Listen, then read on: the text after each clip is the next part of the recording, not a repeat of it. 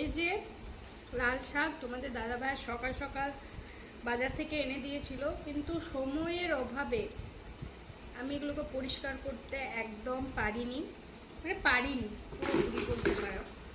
তো এখন পরিষ্কার করতে বসছি। এই যে, কারণ সকালে ছেলে মানে ওঠার আগে চেষ্টা করি ঘরটা পরিষ্কার করে নেওয়া আর পুজো করে নেওয়া, তো সেটাই আমার ঠিক টাইমে হয়ে ওঠে না।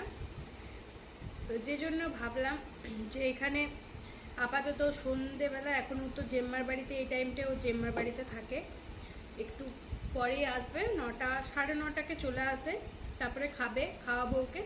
তার আগে এই শাকগুলোকে আমি একটু পরিষ্কার করে নিই, কারণ আমার ছেলে না লাল শাক দিয়ে ভাত খেতে এত ভালোবাসে না। ও অবশ্য সব সবজি খায়, এখন তো সবজি সেরকমভাবে ও চেনে না, তো আমি দেখেছি ওকে সমস্ত রকম সবজি দিয়ে আমি ভাতটা মেখে দিই, ও সমস্ত সবজি খেয়ে নেয়। তার মধ্যে শাক ভাতটা আমি ওকে দিই বিশেষ করে।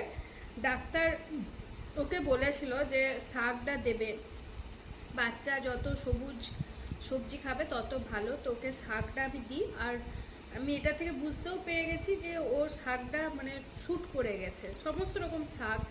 তাই এবছর আমরা ঠিক করেছি আমাদের বাগান বাড়িতে শাক লাগাবো। আগের বছর তো কোনো লাগাইনি, মানে সবজিপাতি কিছু লাগাইনি, কিন্তু এবছর আমি একটু ভাবছি যে একটু শাক টাক লাগাবো। কারণ যা এই 2 বান্ডিলের দাম হচ্ছে বললো 20 টাকা ওরকম নিয়েছে। লাল শাকের দাম প্রচুর, আমি যখনই বাজারে যাই খোঁজ করি শাকের, তো অনেক রেট বলছে। তো ভাবলাম এবছর বাড়িতেই আছি, তো একটু সবজিপাতি এবছর লাগাবো, তো তোমাদের সাথে তো শেয়ার করব। আর ধীরে ধীরে আমি আমার ভিডিও দেওয়া স্টার্ট করছি। অনেক প্রবলেম আছে এখনো অবধি, তো দেখি কত দূর কি করতে পারি। এই যে এখন শাকগুলো বেছে নিই, চলো এইটুকুই।